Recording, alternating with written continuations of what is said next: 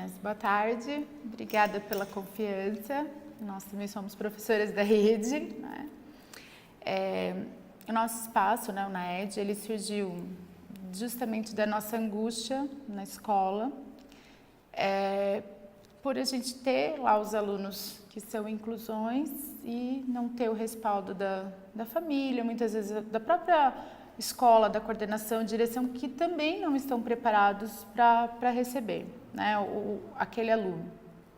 O espaço físico, a ausência da família, às vezes até o transporte, o profissional que deu o respaldo. Então, a gente pensando, né, nas nossas próprias dificuldades, em particular, eu já tinha um estudo, uma correria por conta do meu filho, né, que eu conheço a Bia, a gente fez a parceria já há algum bom tempo, porque eu também tinha vários pré-laudos do meu filho já com menos de um ano com o transtorno do espectro autista, né? Então, eu buscava, ia e falava, mas é impossível tão bebezinho já ter o laudo, às vezes o médico pagava consulta até caro em médicos, né, neuros conceituados, mas já tem o laudo, mas ele tem afetividade, ele olha nos olhos, então às vezes é a tal da rejeição também, né, primeiro momento, da rejeição. E então foi onde eu fui buscar bastante profissionais alternativos, né? E os laudos nunca eram conclusivos, eles sempre eram focados, assim, sempre batia na trave, como diz, nunca dava que ele tinha o transtorno, né? Então, eu não tenho, meu filho não tem o laudo, né? Mas ele tem algumas estereotipias, ele ainda tem, tá? O carrinho, o brincar, movimentos repetitivos, algumas coisas que, com o passar do tempo, diminuíram bastante, né? Terapia, ele já nem faz, ele teve alta já faz muito tempo, de vez em quando leva só mais por questão de mãe mesmo, de querer, dá mais uma olhadinha, né? Mas ele não tem um laudo, até então ele não tem laudo nenhum, ele não tem dificuldades assim aparentes, mas eu percebo uma desorganização ainda na fala dele, mas é uma desorganização, tá? E também uma falta, uma preguiça, né? Também tem que considerar os laços, os vínculos de família, como o meu marido é mais calado em determinadas circunstâncias, então ele também tem, né? Eu respeito o tempo dele, insisto, treino, mas ele também tem a preguiça, então foi por isso que nos levou a buscar. A gente fez a parceria com a associação para poder estar atendendo aqui no mesmo espaço, para começar. E o núcleo tem hoje 8 crianças, na verdade, né? Que a gente tem efetivamente, dois adultos que fazem também aí um preparo de reforço. E a gente está dando um cursinho também sobre legislação, que vai ter o concurso público e o pessoal nos procurou, e na verdade foi o pessoal que nos procurou para montar o curso. Então o NAED ele surgiu dessa necessidade, tá? Então, e a gente já tinha esse contato com a Bia, já tinha a proximidade por conta do meu filho e outros casos que a gente discutia que acabavam sendo aluno meu e era paciente da Bia e a gente tinha um olhar diferente, né? Aquele slide do peixinho bem legal, aquele ir na contramão do que todo mundo fala, então a gente discutia esses casos, daí surgiu a ideia de ter o núcleo de atendimento, né, especializado em desenvolvimento educacional, que é o NAED. E aí a borboletinha simbolizando aí um voo, uma nova alçada, novos ares, né, tudo na vida a gente tem que estar o tempo todo buscando, aprendendo, é um voo que a gente está iniciando. É importante também dizer que são 8 crianças e 8 famílias, né? A gente faz o atendimento das famílias também, né? Muitas vezes elas chegam com inúmeras perguntas, dúvidas, medos e de certa forma, a princípio, né? O primeiro atendimento é com a mãe, o pai, né? Além da anamnese, conversa. E no decorrer dos atendimentos, sempre os pais nos procuram, né, para mostrar os avanços, né, que tiveram em casa, na escola, porque a nossa intenção é ter esse vínculo familiar e escolar também, né? Eles trazem para nós os avanços, as dificuldades escolares, né? E a gente acaba aqui por trabalhar em conjunto, né? Todas essas questões. Pode passar. Bom, então assim, até foi uma coincidência, a Bia usou a frase e nós também, porque a gente acredita nisso, que atrás de uma criança que acredita em si mesma está uma família que acreditou primeiro. E eu falo isso que eu tenho esse exemplo com meu filho, porque quem olha, né, tudo que ele passou, não acredita que ele passou pelo que ele passou. Então eu acredito que a família, por isso que a gente também tem que ter o nosso limite, porque se a família não faz, nós não vamos conseguir sozinhos, né? É uma rede. Bom, nós colocamos, a gente não vai se estender muito, porque a Bia acabou também falando bastante do autismo, nós colocamos o momento de receber o diagnóstico, né? Que muitas vezes a mãe, ela recebe, eu tirei a palavra luto, né? Eu achei pesada para usar, mas ela realmente fica num estágio de luto, né? A gente quer um filho normal, a gente quer um filho médico, a gente faz os sonhos, a gente faz o planejamento do filho da gente, né? Esquecendo que nós mesmos também já tivemos os nossos sonhos e que muitas vezes o que os nossos pais quiseram para nós não é o que nós queríamos, né? Então, às vezes a gente também tem que voltar ao nosso passado, na nossa memória, na nossa família para ver, mas muitas vezes os pais também traçaram caminhos que não eram o que nós queríamos, né? E então, como receber esse diagnóstico? E o professor, ele tem um papel importante, porque às vezes a mãe recebeu, ela corre na escola e ela corre também querendo o colo do professor, né? Querendo o profissional que fale não, e você também tem o papel de reforçar, principalmente, você não precisa ser especialista, mas hoje a gente tem que ter o conhecimento mínimo que seja de tudo um pouquinho, né? Porque as habilidades, as competências dos nossos alunos, elas são as mais variadas. Então, a gente tem que receber esse aluno e já identificar que tem alguma coisa diferente dele. Então, se a mãe veio com o laudo ou se a mãe não veio com o laudo, né? Nós, como você falou, eu acho que é importante sim, tá? Colocando para a família que você tem uma desconfiança, que você não é profissional da área, né? Que você não está laudando ninguém, mas que tem alguma coisa diferente, que tem uma necessidade de estar trabalhando tal habilidade, né, naquela criança, e que a mãe precisa procurar um respaldo. Ah, mas e se eu não tenho a mãe? Quem é o responsável? Quem vai à escola? Ah, ninguém. Alguma forma, tá? Escrever um bilhete no caderno, mandar uma carta, tá? Existe alguma forma da gente comunicar, porque o seu papel, o seu registro, a gente trabalha muito com registro, tá? Tudo é importante. Você fez o seu papel lá atrás, nem que no seu diário de classe, lá nas anotações, lá naquela item no campo 7, campo 8, você vai fazer as anotações. Tal dia, falei com a mãe, não consegui falar com a mãe, apontei no bilhete, apontei no caderno, né, as necessidades do aluno. Porque você pode ser cobrado, você não viu, você não apontou, você não falou, e você é um profissional que está ali todos os dias com aquela criança. E também é importante que os pais, assim que eles recebem o diagnóstico, o que a gente, na maioria dos casos, né, Marisa, eles chegam e falam, meu filho vai aprender? A grande dúvida dos pais, meu filho vai aprender um dia? E obviamente vai, porque ele não tem outra alternativa. Ele está aqui para isso, ele vai aprender. Ele vai aprender no tempo dele, na hora dele, usando os recursos mais apropriados, mas ele vai aprender. Porque se você, como profissional, que se dedica a isso, você não acreditar nisso, não vai fluir.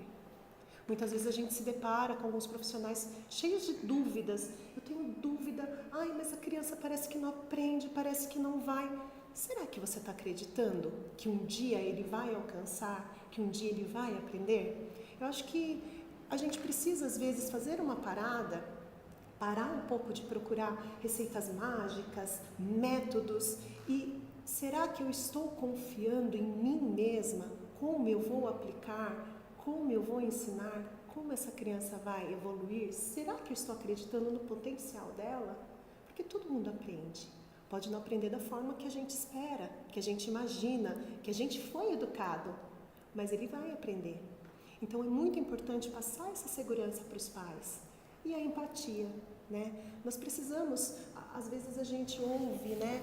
Em salas de professores, não entenda como sendo uma crítica de jeito nenhum, porque a gente tem os nossos anseios, a gente tem as nossas dúvidas, mas a gente às vezes ouve: ai, mas a mãe daqui, ai, ela é muito chata, ela cobra, ela vai e ela fica perturbando a todo momento. Coloque-se no lugar do outro. Vocês imaginam um filho, muitas vezes ele não se comunica, ele vem para a escola e essa mãe não sabe o que está acontecendo no ambiente escolar. Por isso a importância do registro. Eu tive há um tempo atrás uma professora extraordinária de AEE em Mairinque, extraordinária. E surgiu reclamação dela na secretaria. Quando nós fomos avisados na escola que tinha uma reclamação referente a essa professora, nós recebemos aquilo com uma consternação. Como assim? Essa professora é uma das melhores da rede. E todo mundo, mas a mãe nunca está satisfeita, é aquela mãe. Quando nós fomos, chegamos, né, chegou para nós o que havia ocorrido, era o quê? Essa professora, ela tinha tudo documentado, ela tinha o portfólio da criança, ela tinha as anotações, só que nada ia para casa. Como essa mãe sabia? Como ela ia imaginar, prever que ela estava sendo trabalhada? Então, é importante, mande para os pais, mande recadinho. Sabemos sim que nós temos 50 minutos de sala de aula, não é todo dia. Manda lá: hoje o seu filho fez isso. Hoje o seu filho conseguiu fazer aquilo. Geralmente a gente fica tão bitolado no que ele não consegue fazer e a gente esquece um pouco do que ele consegue fazer, do que ele sabe fazer. Então, é a empatia, é trabalhar o positivismo, o lado, ele consegue, ele é capaz, ele sabe fazer. Isso é muito importante. Pode fazer. E assim, né, as estereotipias do autista não necessariamente quer dizer que ele é autista, como eu dei o exemplo do meu filho. Tá? Ele tem algumas coisas que é característico, mas ele não tem nenhum laudo, nada. O cognitivo dele é preservado, as habilidades motoras dele é preservada, então não quer dizer que ele é autista. A gente não precisa, né, o rótulo de é autista, tem transtorno do espectro autista. Então, tudo hoje, né, aumenta demais os diagnósticos, a criança é laudada, né, e isso faz, não, com laudo, ele não vai aprender. Então, quando a mãe recebe, quando a família recebe, a gente pensou, né, nesse momento da família mesmo, né, mas eu sou professor, porque eu tenho que saber da família, porque você tem que saber que a família também está passando por um trauma, aquele trauma vai para a escola, tá? E aquilo também pode acontecer na sua família. Você também pode ter, se não é um filho, um sobrinho, você pode ter um parente, um afilhado, né, que possa estar passando e você pode estar auxiliando, né? Então é importante, assim, receber esse diagnóstico e já se preparar. Então, eu não tenho diagnóstico, mas eu tenho o meu olhar pedagógico ali de sala de aula que está acontecendo alguma coisa diferente do habitual da minha sala de 30, de 35, de 20, depende da realidade, se é do Fundamental 1, da EMEI ou do Fundamental 2, tá? Então, eu tenho sim que estar com o olhar, né, sabendo como que essa família recebe esse diagnóstico e como orientá-la, porque às vezes ela foi num psiquiatra do posto de saúde pública que laudou e eu vou atender daqui 15 dias ou daqui um mês e cai um feriado e infelizmente ela não tem um respaldo e numa reunião de pais você vai falar com essa mãe e qual é o respaldo que você vai dar para essa mãe enquanto pedagogo, né, enquanto professor, né? Então a gente colocou que primeiro orientar essa mãe para pesquisar se há grupos de apoio no município, que nem São Roque a gente sabe que tem um grupo fortíssimo, né, a mais. Então, se há um grupo de apoio, se há profissionais, se há projetos, se o município, né, o próprio município tem a oferta na rede pública de ensino, né, se ela tem o diagnóstico, orientar que ela tem o direito a ter o cuidador. Então, assim, tudo isso é papel do professor, tá orientando essa mãe como receber o diagnóstico, né?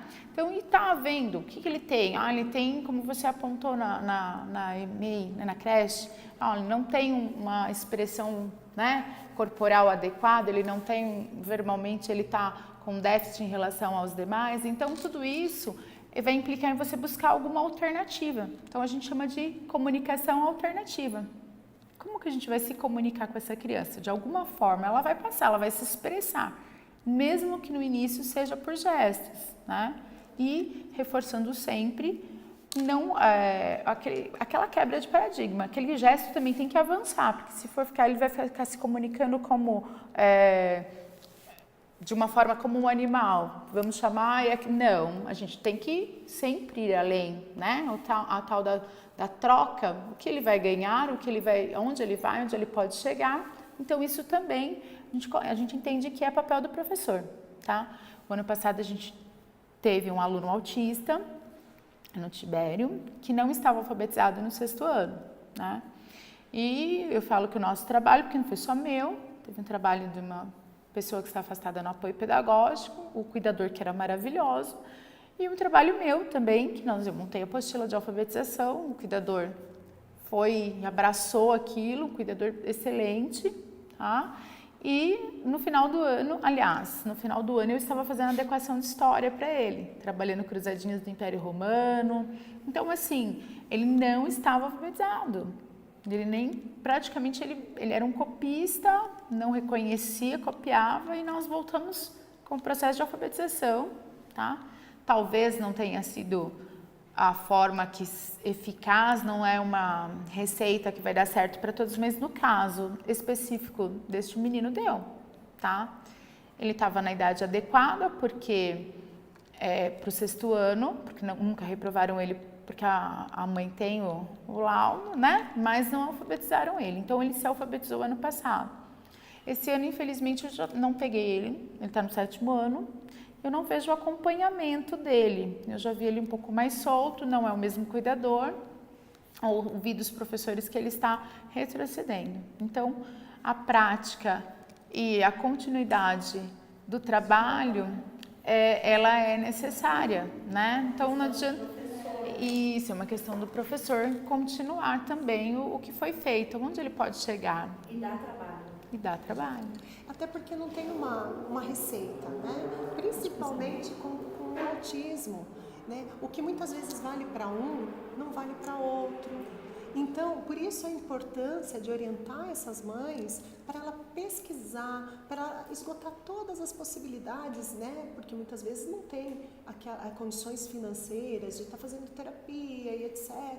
Mas pelo menos conhecer a questão do filho, procurar outros exemplos, outras pessoas que estão passando por isso, para ela ter também um repertório. Talvez ela possa usar no seu filho esse estímulo, né? Porque o que não dá realmente é para deixar tudo na mão da escola. Eu acho que falta um pouco também o apoio para os professores. Sim. Que trabalham. Uhum. Eu tenho um aluno à tarde no 5º ano, tem 10 anos, ele é autista, rodado, tudo. Para mim, acho que foi um choque, porque no 2º dia ele teve uma crise e ele começou a se cortar. Uhum. Ninguém chegou para mim e falou, olha, a crise dele é assim, ou mesmo, ninguém. Foi ali. Um outro aluno veio para mim da sala e falou, professor, ele está tendo uma crise. Eu fiquei em choque, porque eu falei, meu Deus, ele se cortando. Eu tomei atitude, eu fui lá, segurei os braços dele e falei, Eduardo, chega, não faz isso com você e nem comigo. Eu não sei como lidar. Eu fui honesta com ele, segurei. E ele falou, minha pressão está baixando. Eu falei, sua pressão não está baixando. Lembra que eu falei que eu tenho técnico de enfermagem ontem? Aí ele ficou olhando e falei assim, não está baixando, fica tranquilo, não vai. Ele foi se acalmando depois que eu chamei alguém da direção. Então, assim, para mim, eu acho que falta um pouco também, sim, não só os pais, porque muitas vezes nós não temos esse contato direto com os pais, né? Porque, por exemplo, eu peguei e não sabia nada, só sabia que tinha. Então, eu cheguei no 2º dia, foi uma surpresa. E foi eu mesmo que dei o estopim para ele explodir. Eu falei, se eu tivesse tido uma conversa antes, falando, olha, é assim, agora ele tá meu amigo, faz um mês. Olha. Mas é difícil, eu acho. Tudo bem, é outra rede, não é aqui. Mas aqui também eu vejo que falta, que eu estou dizendo. Mas é o que a gente... a A ideia. importância, O apoio, a comunicação, isso. a fala. Mas é esse Coloca trabalho ali e se vira. Que a gente está isso que a gente tentando, está está buscando. tentando fazer, que está tentando buscar. Por que a gente escolheu sentar assim em círculo? Porque nós somos professoras. Nós pisamos lá na sala de aula, a gente sabe as dúvidas, os anseios, nós também temos. Então, a gente precisa realmente de um respaldo. Você disse do seu aluno, naquele momento, o que você fez? Empiricamente você abraçou, você tocou e aquilo serviu para ele parar com a crise. Sabe, assim, porque eu nunca tinha, imagina. E agora, assim, depois a gente acaba percebendo que muitas vezes isso é reflexo do nosso comportamento também. O ano passado eu estava falando, eu levei um aluno autista, jogou uma cola, ele quase quebrou o meu nariz. Naquele momento, desestabilizou a sala toda, porque eles têm esse protecionismo, eles queriam bater e eu tive que tirar ele da sala mesmo, com o nariz doendo, a gente conversou. Mas o que desencadeou tudo isso? Naquele momento, poxa, por que ele fez isso comigo? Eu chorei muito, copiosamente, porque eu não me conformava de eu tentar ajudar esse aluno, de eu fazer toda a adequação, logicamente, que é minha obrigação, mas eu tinha um olhar, ele fez isso comigo? Depois eu pensei que era o comportamento dele, o que desencadeou aquilo foi um comportamento meu. Eu havia dispensado a cuidadora daquele ano, né, por conta de que eu não via necessidade, onde ele se apoiava muito e ficava dependente, e ele criou um laço afetivo muito grande comigo e ele teve ciúmes de outra aluna, porque eu estava ensinando e ele chegou por 2 vezes, professora, olha só o que está acontecendo, tá lá, calma, Caio, eu já vou, calma, Caio, eu já vou, quando eu olhei ele me jogou a cola. Então, esse tipo de orientação a gente merece ter, a gente precisa ter. E é esse o trabalho que a Marisa, eu, a Bia, a gente quer iniciar com vocês. Quantos momentos que a gente tem na rede, em qualquer lugar, não em nível de São Roque ou de Mairim, quantos são os momentos que a gente tem para essa troca? Para você falar, olha, ocorreu algo parecido. Então, essa é a importância desses encontros. A gente percebe assim, né? Nós colocamos ali, qual é o melhor método? Não tem. O método que você vai abraçar essa família é você mostrando para essa família que, acima de tudo, é uma criança, né? Acima de qualquer diagnóstico, né? Não é um autista. Não é um autista, é uma criança. Ele é uma criança e ele merece ser tratado. Então, na verdade, o que ela fazia era o quê? Birra, tá? Então, e a gente passava isso e ela ficou retida assim. E na escola particular, quem acompanha não é a diretoria, não é a Secretaria de Educação, não é o Departamento de Educação, é a Secretaria, né? Porque no caso é o Estado que acompanha. E eles foram, a gente tinha tudo laudado e eles despacharam favorável à escola. Ou seja, é possível sim esse aluno, ele é capaz, a escola atendeu, se a família não fez a parte, se aquilo for positivo para ele tem que entender a consequência que uma ação pode trazer para ele, tá? Então, no caso do autista, se for necessário, por que não, tá? Se a família está fazendo, se a escola está fazendo, por que não?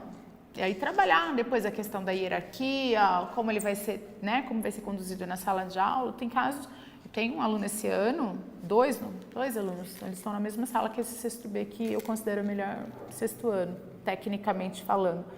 E os 2 são repetentes e que eles tem alguma defasagem, mas a mãe acho que tem ainda não aceita, mas ela é uma mãe presente. Nós conversamos bastante com ela que seria importante eles fazerem o sexto ano novamente. Gente, esse primeiro bimestre são 2 outros alunos, porque amadureceram, não estão brincando, estão produzindo o menino, um deles dentro do limite que ele está fazendo, porque ele não fazia, ele tinha dificuldade, mas ele não fazia por quê? Porque ele queria brincar. Então é importante sim ter os registros, fazer adequação e se não atingiu, você ter a conversa com a família, tá? E não é só naquela reunião de pais com os 30, você tem que ter o horário, você tem que chamar essa família, alguém tem que ficar na sua sala para você ter. E eu não abro mão disso, mesmo estando com o Fundamental 2, de ter alguém na minha sala de de chamarem a mãe, eu insisto, eu mando bilhete, às vezes eu peço pro representante da sala levar na direção, eu quero falar com a mãe de fulano, a mãe de fulano ainda não veio. Então é importante você ter esse contato com a família, tá? E voltando para o caso do autista, o que a gente está colocando ali? A questão de rotina. A gente deu um exemplo para a família, tá? Ai, professora, eu não sei, eu não estou passando na terapia, eu não tenho... O que você pode orientar? Tudo é visual. Então é uma rotina. Ela pode imprimir uma cartela, ela pode pegar por revista, fazer recorte, ela pode fazer da forma que ela achar necessário. Mas tira foto dos cômodos da casa, inclusive, para mostrar a rotina. Tira foto do banheiro, para mostrar o horário do banho, da cozinha, da mesa da cozinha, a hora da alimentação. Quer dizer, não envolve gastos extraordinários. Pode mostrar no celular. Pode ser feito, você precisa de um celular, imprimir numa lan house ou em casa mesmo. Aí são modelos de fichinhas prontas. Se adianta para nós? Que foi extraído da internet, olha, horário do almoço. Aí dá pra gente trabalhar, dá até pra mãe trabalhar o personagem favorito. Nós temos tanta coisa na internet, né? Ele gosta do Cascão, do Cebolinha, ou gosta de um super-herói. Vamos colocar lá, tirar a foto do banheiro e coloca lá o Homem-Aranha no banheiro. Olha lá, o horário do banho, para prender a atenção dessa criança para essa rotina. Eles precisam muito de rotina, mas também eles não podem ficar presos somente à rotina. Comer somente aquele determinado alimento, daquela hora, mas tem de ter rotina. É a organização, na verdade é o cronograma. A organização. Né? É a organização. Olha essa que bonitinha, né? Para ser trabalhado em casa. Vai mudar alguma coisa na rotina? Pode, de repente, mudar e começar a trabalhar dessa forma. Às vezes ele não quer, o autista, às vezes ele acorda, ele não quer sair da cama. Então, a importância de mostrar para ele, né, que tem o sol, às vezes é a imagem, é uma foto que você vai mostrar no celular, a janela que você abre, você mostra, né, se a janela permite, você mostra o sol, você mostra a foto, ele vai fazer a associação, porque às vezes a comunicação dele, ele não tem a comunicação verbal. A gente tem os graus de autismo mais sério, ele não tem. Então, a forma de se expressar é uma imagem, então ele sabe que ele tem que levantar, ele pode associar até aquele momento, ele tem que tirar o pijama, ele tem que dobrar, então a mãe também pode criar estratégias simples, que não precisa ser nenhum professor, para poder fazer isso com o filho em casa. A mãe que realmente quer, ela acredita e ela consegue, porque eu posso chegar o horário que for, eu tiro tempo para ler um gibi para o meu filho, tá? Eu leio uma história com ele, eu faço ele me contar. Às vezes ele se nega, ele está cansado, então eu acho alguma outra coisa bom. O gibi hoje ele não quer contar, então eu tento tirar alguma coisa dele, mas nem que for assim 10 minutos no final do meu dia, eu preciso ter uma interação com meu filho, porque senão eu vou estar transferindo tudo para a babá que fica com ele. Então eu preciso desse momento, eu pego o celular, eu mostro alguma coisa para ele que ele goste, eu peço para ele me contar, então eu tento organizar a fala dele. Agora a minha comunicação, ele despertou para o futebol, ele não gostava, agora ele tá. Então agora ele tá me falando quem são os jogadores, ele já sabe mais do que eu, os jogadores de São Paulo. Eu não sei, né? Ele torce para São Paulo por causa de mim, o pai dele é santista, mas ele já tá me falando quem são os jogadores. Ele veio me falando quem que fica na defesa, ele tá apaixonado pelo goleiro, Thiago Volpe, que ele é também goleiro. Então, gente, são exemplos simples. Eu peguei na internet a escalação do São Paulo, eu vi que ele estava gostando do futebol, eu falei para ele, fui falando, zagueiro. Ele me fala, eu já não sei mais o que eu li para ele, mas como eu fiz várias vezes, eu que não presto atenção, fiz, mas eu mesmo não presto atenção. Mas ele está me falando os jogadores de São Paulo. Então é importante a participação da família e às vezes numa meia horinha de conversa você pode passar isso para a mãe. Mãe, faz uma rotina com ele legal, assim, mostra uma atividade, mostra uma revista. Eu não tenho. Aqui na escola tem, vai na biblioteca, pega um livro, não tem internet, vai em algum lugar que tem Wi-Fi. Então, são dicas que a gente, enquanto professor, pode passar assim para a mãe e não foge nada do nosso papel. Olha isso, que simples, né? Você tem um varalzinho, estica o varalzinho na sala, olha lá, você põe a rotina, né? De modo que ele mesmo pode montar também a rotina dele, um dia entrega a cartelinha, o que a gente vai fazer? Vamos colocar, olha, a etapa essa será a próxima etapa, essa. A partir do momento que ele vai cumprindo, você pode ir tirando, ele mesmo pode ir tirando, colocando na caixinha. O pregador, você vai pregar, já vai o movimento de pinça lá para ser trabalhado, a gente trabalha a coordenação. É explorar esse aluno. E essa forma é a mais simples, né? E a que mais funciona. Porque a criança fica super ansiosa. Tendo uma rotina, ela quer participar. Assim, tem começo, meio e fim, tem uma atividade não é eterna, vai terminar, Então ela se sente, né, confortável. E essa parte visual é muito importante. Isso do varal funciona muito bem, porque a criança vai tirando. Ou aquela primeira que elas colocaram na slide é com velcro. Então a criança vai aprender, né, uma técnica chamada PEX. Então a criança vai, finalizando a atividade, ela vai removendo aquela atividade, né, visual. Uma professora fez o quadro com o velcro e por algum motivo naquele dia a atividade final era ir para o parque e choveu naquele dia e eles não foram para o parque e ele teve uma crise por conta de que não retirou a ficha que era para ir para o parque. Então, assim, a gente também tem que saber como reagir. Naquele momento ela desestabilizou um pouco porque ela não achou que ele ia reagir daquela forma, então ela levou ele um pouquinho ao parque, pelo menos para ele olhar o parque, para voltar, explicou, está chovendo, hoje não dá, a gente volta para a sala para você cumprir com a sua última tarefa, que é retirar o cartão.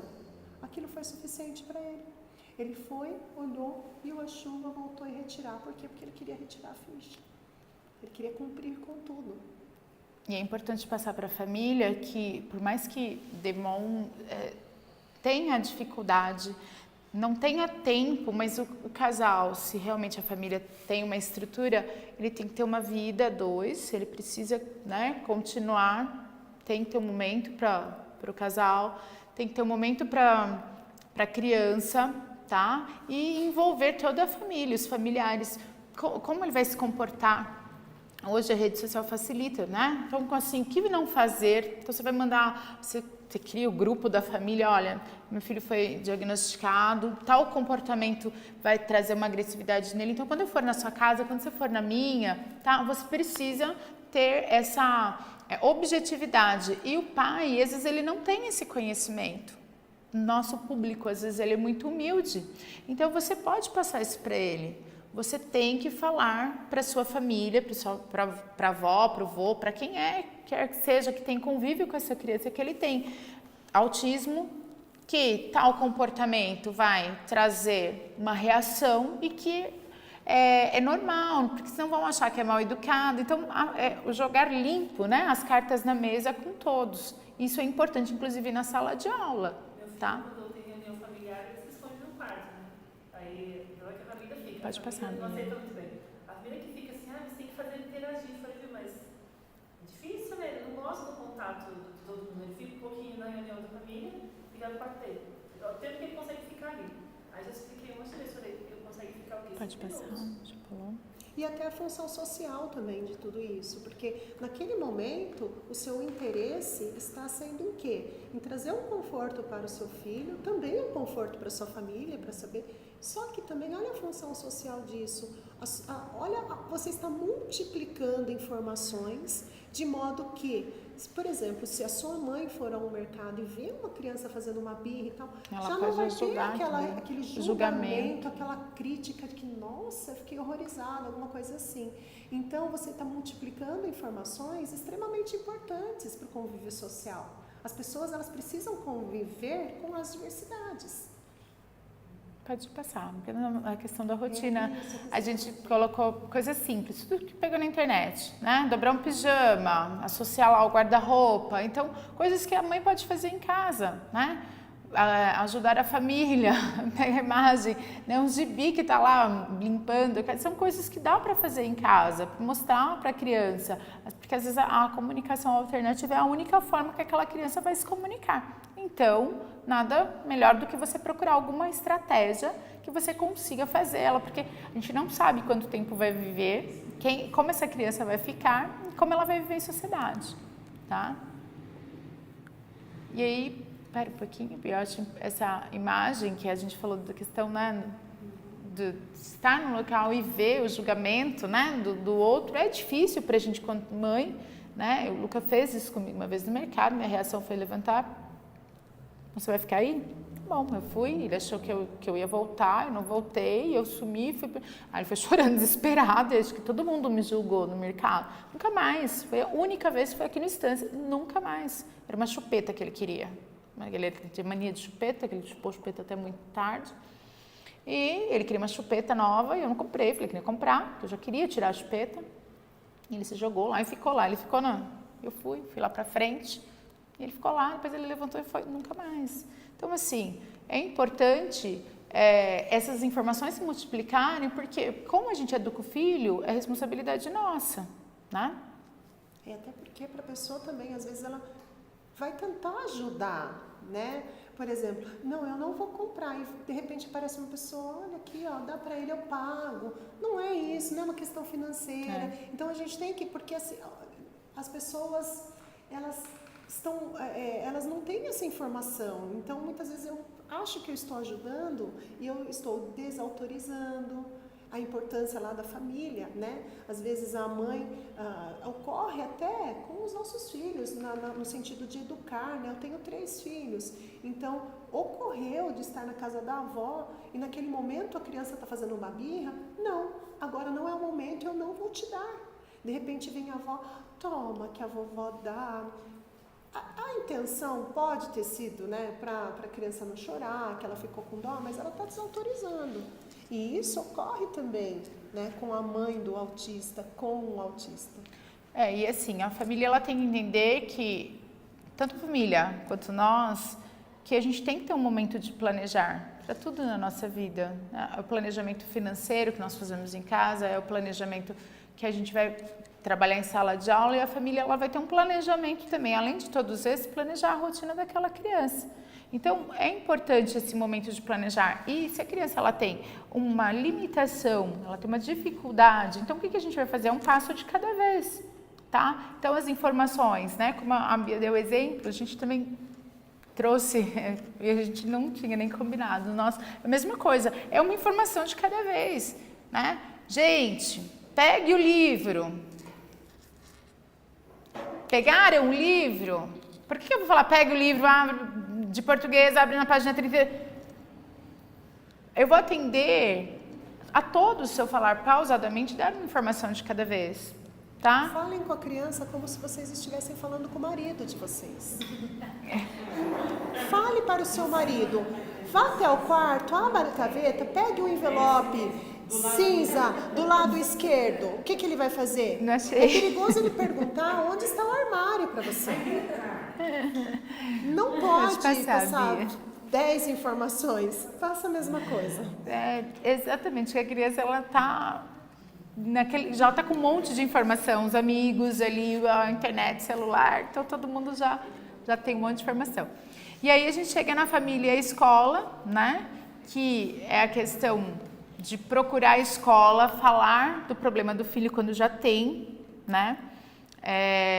Eu li até uma reportagem de uma mãe que ela estava mudando de município e antes de começar as aulas, ela sabia que isso ia acontecer, ela veio na escola, a escola não autoriza passar dados, né, das outras crianças. Ela falou, então eu preciso que a escola se comprometa em fazer uma coisa. Eu preciso que mande uma carta para cada amiguinho do meu filho. Então ela escreveu, ela contou toda a história dela na carta, ela xerocou e deu para todas as crianças. Então quando o filho dela chegou na sala de aula, todo mundo conhecia a criança, ele foi super bem recebido, a escola recebeu. Então a participação da família ela é importante. E às vezes a gente pode convencer o pai a assumir esse lado. Mãe, essa função é sua, a minha só é de tentar adequar, ensinar, tá? Então é importante esquecer o diagnóstico e saber, né? O que essa criança, o que ela já sabe, da bagagem dela, o que ela tem, o que ela precisa saber, né? Como que ela aprende? Ela não aprende no método tradicional que a gente está usando ali, né? A gente liga o nosso automático e vai. Então, aquela criança ali, ela não vai no nosso automático. Ela está dentro de um sistema que ela precisa ter um sistema único de ensino. A gente, às vezes, também se depara, né? Porque hoje em dia a gente tem muitos médicos de Google, a gente tem muitos professores de Google, a gente tem, enfim, né? A tecnologia, ela chegou e muitas pessoas, assim, ainda não sabem lidar, elas acham que elas resolvem tudo, né? Então, assim, não vou procurar Bia, porque eu entrei lá, nossa, eu estou na sala de bate-papo e tal, eu estou resolvendo, ou não vou procurar um especialista. Tá, a gente orienta, lógico, buscar informações, a internet ela é excelente, mas não é só isso, não dá para trabalhar só com isso. Olha essa troca E nossa, às que rica. vezes, exato, a gente recebe mães na escola que elas às vezes nos assustam, porque elas chegam, olha, meu filho é assim, assim, assim, elas usam até termos técnicos, é até bonito de ver, elas usam termos técnicos, aqueles remédios que, tantas doses disso, daquilo, remédios que a gente nem sabe falar, e aí a gente fala, meu Deus, e agora? Né? Por conta até dessa carência que a gente tem de orientação. A gente fala, tô ferrada, como que eu vou corresponder a tudo isso? Calma, a mãe, ela tem o seu papel. Mãe, você tem o seu papel, você é ótima, você é excelente, mas pode deixar que eu também tenho o meu. Então tente passar essa segurança para a mãe, porque às vezes a mãe, para mostrar também que ela dá atenção, que ela faz, o professor ele não pode imaginar que a mãe não está dando conta. Tem mães preocupadas com isso. Então, calma mãe, o seu papel eu sei que você cumpre brilhantemente, mas pode deixar que eu vou conhecer o seu filho e eu vou saber trabalhar com ele. A gente vai juntos e juntas, né? Porque é uma equipe, lembrando que é uma equipe, a gente vai chegar lá. Aquela questão, principalmente de passar para essa mãe e para todo mundo na escola, gente, isso eu falo, independente de ser o foco aqui, autismo, o professor na sala de aula, ele que manda, tá? Ali é o espaço dele, então não é o diretor que vai te colocar ali, não é a mãe e não aceitar, porque é o pertencimento, o aluno me pertence, o ensino me pertence.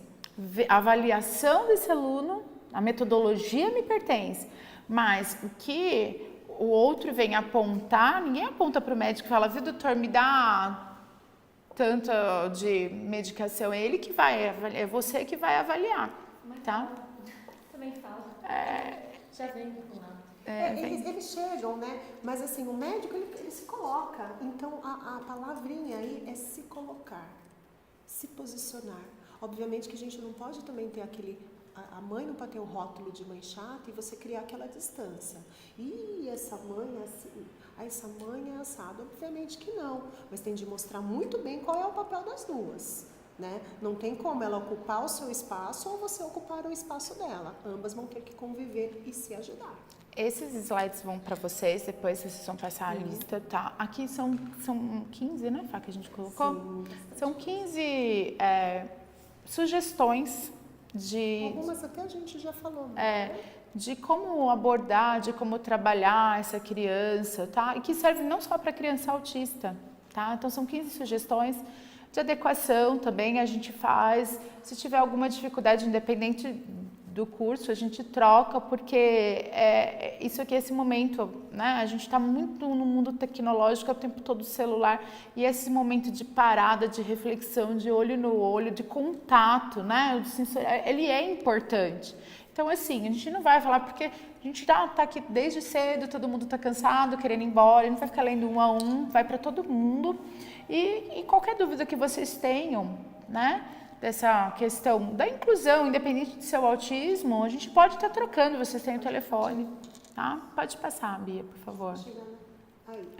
Esse aí só a gente só mostrar os slides, Bia. Porque são informações que a gente tem que... Só volta um pouquinho, acho que tem um antes.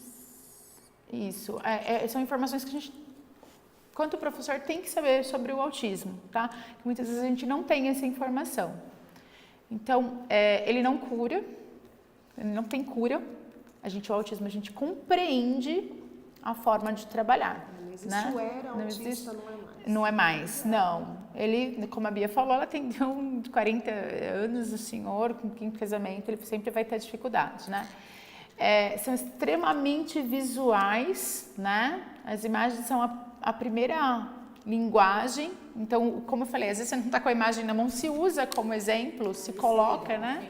Esse é muito importante. Olha, uma pessoa com autismo raramente compreende uma metáfora. A gente tem por hábito, muitas vezes, né, falar em sentido metafórico. Eles não vão entender. Eles não entendem, porque a linguagem deles é direta. Né? Você tem que falar diretamente. Claro e objetivo. Claro e objetivo. A sinceridade que dói. Sincera até demais, tem lá. Não, por exemplo, a gente tem uma menina que a gente atende, ela tem TOD, né? Então, assim, outro dia ela viu um advogado aqui, careca, nossa, como isso é feio. Esse homem horroroso está fazendo. Que esse homem horroroso está fazendo aqui? Então, assim, imagina a pessoa receber isso, né? Então, a importância da informação, né? Da clareza, do objetivo, e isso ser levado, ser multiplicado, não só num grupo, né? Da rede, que a gente teve a oportunidade de 10, vieram 9, alguém não veio, mas que a gente possa estar levando isso, passar para um colega de sala, nossa intenção aqui é realmente que se multiplique, né? A importância de ser claro, de ser objetivo, de ser visual, em tudo, para todas as crianças, não só o autista, e que ele nos pertence, que esse aluno nos pertence. O sentido da sinceridade, se eu contar um episódio bem rapidamente dessa aluna que é engraçadíssimo. Eu estava fazendo atendimento com outra professora, com a Michelle. E ela tem uma voz mais infantilizada, mas é dela. Ela tem a vozinha bem fininha. E eu trabalhando com ela, olha, fulana, assim, ó, agora você vai pra cá. E aí eu chamei, né, para que ela interagisse com a gente, porque era um jogo que precisava de mais de uma pessoa. Eu falei, Michelle, vem aqui nos auxiliar, você aceita vir brincar com a gente? Ela, ai, lógico que aceito, não sei o que. Primeira coisa que ela, o que você está falando com essa vozinha? Eu não sou criança. Por que você está falando com essa vozinha, nhenhenhê? Então, olha, fulana, assim, a voz dela é assim, ela não está falando de outra forma. Então, assim, explicar. A Michelle, ela trabalha com isso, né, deu risada. Mas imagine se você está com uma visita em casa, né, e chega, oi, tudo bem? E aí, solta uma dessa, né? Bom, eles não mentem, tá, gente? Eu acho que você não mente, porque isso implica ter muito controle sobre os gestos, sobre as intenções. Então, assim, o autista é... Dá trabalho mentir para eles. Dá trabalho. Então, Por isso a sinceridade deles. exatamente. Bom, mesmo que ela tenha avanços, né? Porque a terapia, ela vai aprender, ela vai ter, ela nunca vai deixar de ser autista, tá? Então, é importante que a gente saiba que enquanto ele for nosso aluno, enquanto ele pertencer e até na sociedade, no mercado de trabalho, né? A cada 11 minutos uma pessoa é diagnosticada com autismo no mundo, tá? Ele causa, assim, algumas especificidades. Nunca é igual, nenhum é igual ao outro. Por isso que não tem a famosa Por isso que não receitinha, tem né, gente? receita. Seria tão fácil se tivesse. Não dá pra... a gente não tem como o Pavlov, né? Que é aquela questão da gente sistematizar. Não, tem que romper, tem que o paradigma, tem Não dá que pra fazer uma apostila buscar. para autismo, gente. Uma apostila de trabalho. Isso.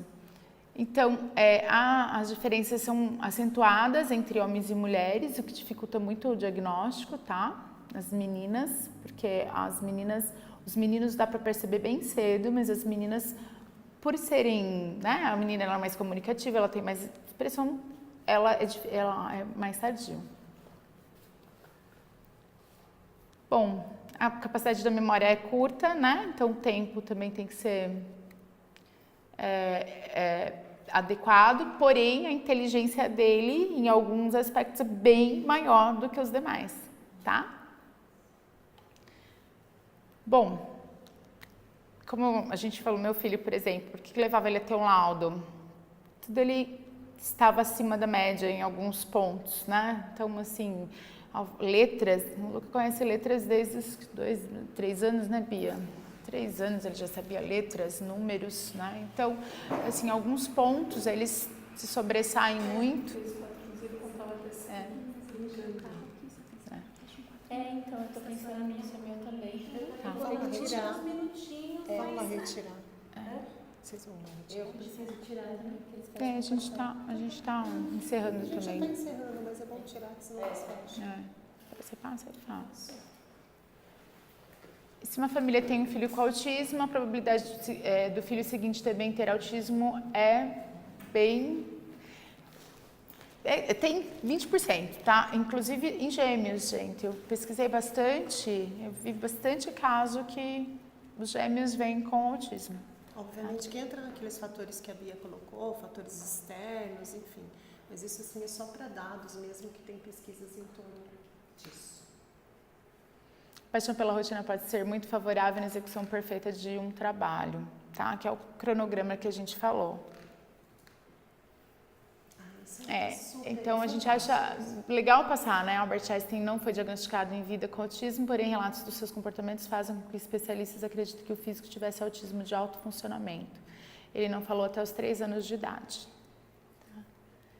O primeiro caso de autismo da história foi publicado em 1943 pelo psiquiatra Dr. Leo Kanner.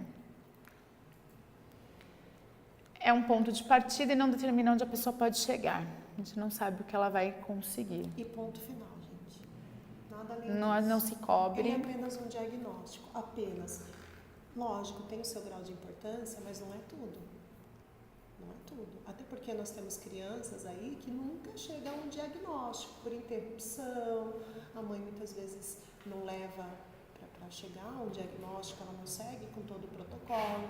Então, terá crianças que vai chegar lá no... Né, e quem faz o diagnóstico? Que especialista que é? Olha, o diagnóstico geralmente, eu falo, né, como mãe, é o psiquiatra ou o neuropsicólogo, o neuropsiquiatra, neuropsicopedagogo, clínico, tá? Eles podem emitir o diagnóstico. Geralmente, a fono, por exemplo, aqui quando chega para nós, eu sou psicopedagoga, tá? A Michelle, ela é neuropsicóloga. A gente sugere para a mãe, que nem essa menina com TOD, a gente sugeriu para a mãe. Ela não tinha falado para nós, mas o psiquiatra me falou. Quando a gente sugeriu, quer dizer, a mãe já sabia, né? Então a gente pode sugerir, laudar, realmente é o... Minha mãe também havia pesquisado, ela viu que alguns pontos não eram evidentes. Então, assim, a gente coloca tanto para os pais, depois a gente vai colocar isso para os professores, que a criança, nós somos, o que é mais motivador, né? Você ficar ouvindo ou você ver, visualizar? Então, a criança, o autista principalmente, ele é muito visual, ele precisa do contato, né? Ele precisa ver aquilo, ele precisa ter um modelo para ele seguir, porque o cérebro dele, de alguma forma, ele não está pensando coordenadamente como o nosso, ele está no seu momento, em outro foco, né? Então, o foco interno dele, né? E você precisa trazer ele para aquele momento. Então, o que nós colocamos, né? Para os pais, o que o pai tem que saber? Que ele tem que desenvolver habilidade social com essa criança, né? Muitas vezes o pai esconde. O meu filho, ele vai ficar no quarto, vou colocar um filme lá para ele e vou receber tal família, tá? E não sai com a criança, né? Ele vive aquele luto eterno. Então, não tem vida, e ele precisa ter aquela vida, ele precisa ter o contato, né?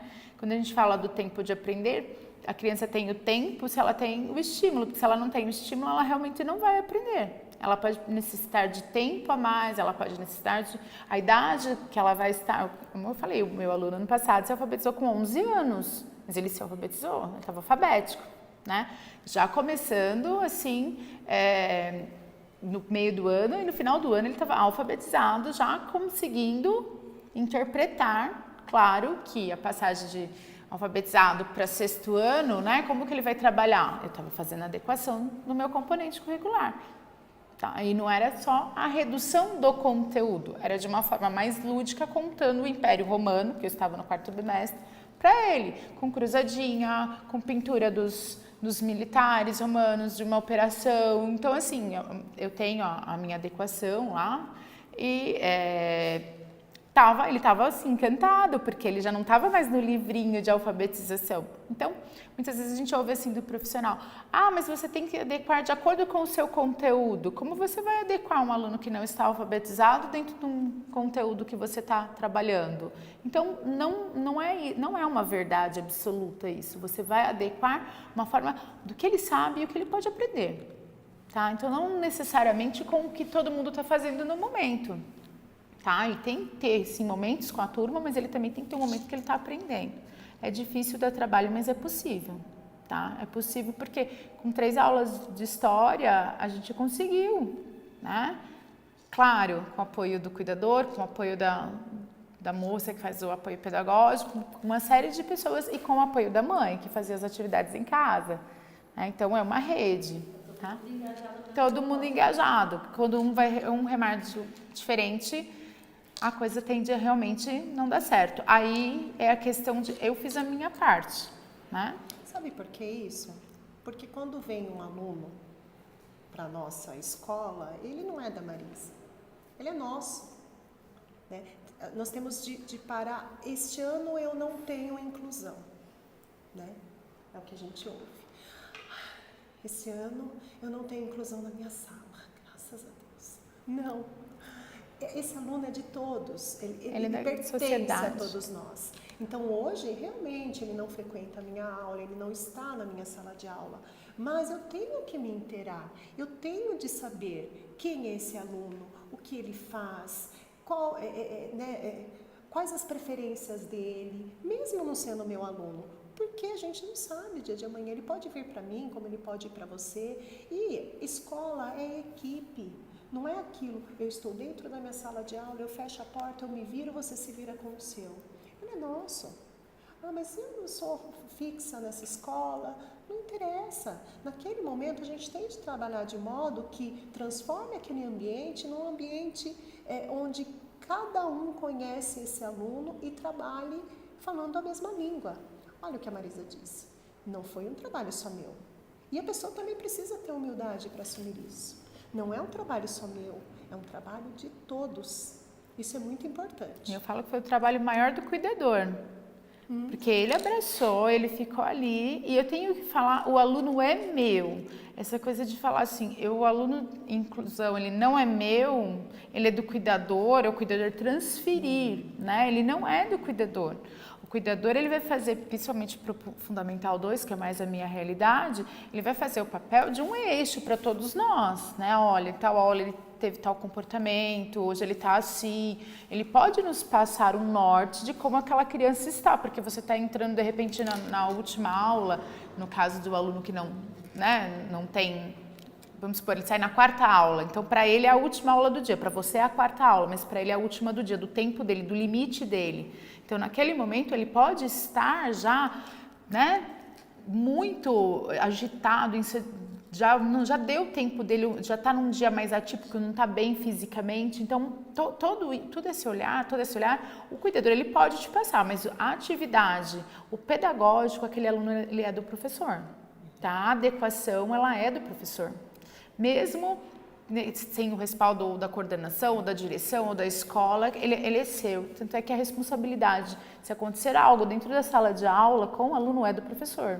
Tá? Quem responde ali naquele momento, né? Eu não sei se vocês viram, acho que até fazendo um parênteses, o caso da professora, eu não me lembro que município aqui na região de Campinas, que ela sentou preencher um relatório e a criança sentou com a bolsinha e pisou e se enforcou. Quando as outras crianças avisaram a professora, ela tentou, ela fez os primeiros, né, o atendimento, ela correu com a criança, mas a criança não resistiu, a criança faleceu, ela está respondendo por homicídio culposo, que não tem a intenção, né, mas aconteceu. Então, assim, aquela responsabilidade, ela é sua, então aquele aluno, ele é seu. Então, essa transferência de, é o professor do AEE, é o cuidador, não é nosso. Porque a responsabilidade, quem responde por ele naquele momento, somos nós que estamos com o aluno, tá? E vamos até mais além. O aluno é sua responsabilidade e, de certa forma, o cuidador também é sua responsabilidade. Não adianta você elaborar uma atividade, você fazer uma adequação e falar, olha, tá bom? Como você quer? Olha, nessa atividade, o meu objetivo é alcançar isso, coisas simples, coisas básicas. Eu tenho de alcançar isso com essa. Qual a forma que vai passar? É uma conversa de 1 minuto. Porque muitas vezes a interpretação que eu tenho daquela atividade é uma e a interpretação que o cuidador tem daquela atividade, de acordo com a vivência dele, é outra. Não adianta depois eu falar assim, eu faço adequação, eu me viro, eu me esforço, poxa, mas o cuidador não colabora, ele não entende nada. Ele não entende, mas você está passando isso para ele? Assim, até porque o cuidador que a gente tem na rede são pessoas que estão na faculdade ainda. Exatamente. E não, muitas vezes, nem se formando na área. Na área. O meu que ajudou a gente a alfabetizar, o Gui é biólogo. Bióloga, e ela batia de frente comigo, sabe? Então, olha a responsabilidade que a gente tem. Para falar com ela. Então, olha a responsabilidade que o professor tem. Estou falando que vocês devem ser perfeitas e que vocês têm, se vira com o cuidador, se vira com o aluno? Não. Mas, conversando, a gente consegue chegar num consenso. E se, infelizmente, não chegar num consenso, a gente tem que ser sincero em dizer, olha, infelizmente não é o perfil, não está dando certo, porque vocês têm de pensar primeiramente em quem? No aluno. Não vou pensar em mim, não vou pensar no cuidador, eu tenho que pensar nele. Então, se eu não estou obtendo um resultado, se eu estou fazendo todo esse protocolo, não está dando certo, como você disse, está tendo um problema até comportamental, então vamos ter que trocar algumas peças. A palavra é pertencer. Exato. O aluno te pertence, o cuidador naquele momento é sua responsabilidade, né? E como ele vai trabalhar a atividade proposta também é sua responsabilidade, porque principalmente na rede de São Roque, a nossa realidade, o cuidador ele é um estagiário que muitas vezes não está nem na área da educação. Então ele pertence, 1 minuto enquanto você passa a pauta, enquanto os outros copiam, você se direciona a ele, entrega a atividade, ou você já deixa um caderno, no meu caso eu monto uma apostila, né, que ele já pega a pastinha, então já tem uma forma de trabalhar, você vai criar uma estratégia de otimizar o seu tempo, porque você tem mais 30 te esperando ali, né? Bom, e a importância de não reforçar o negativo, né? O slide é sempre anterior que eu pedi para ela passar, é assim, o não, até para os nossos alunos, né, tidos como normais, tudo que você fala não, ele tende a te desafiar, né? Então a gente sempre procura falar para ele, aqui ninguém faz isso. Você está vendo alguém fazer aqui? Eu não faço isso, eu não sento dessa forma. Então, se coloque como exemplo, professor, né? Olha como eu estou sentada, será que você consegue? Principalmente no caso do autista, você é um exemplo para ele. Se a gente está explorando o visual, não é nem o tempo de perder. Às vezes você não consegue ter um tempo de procurar uma adequação. Às vezes você mesmo pode se usar como exemplo. Olha como eu estou sentado. Olha como eu estou escrevendo.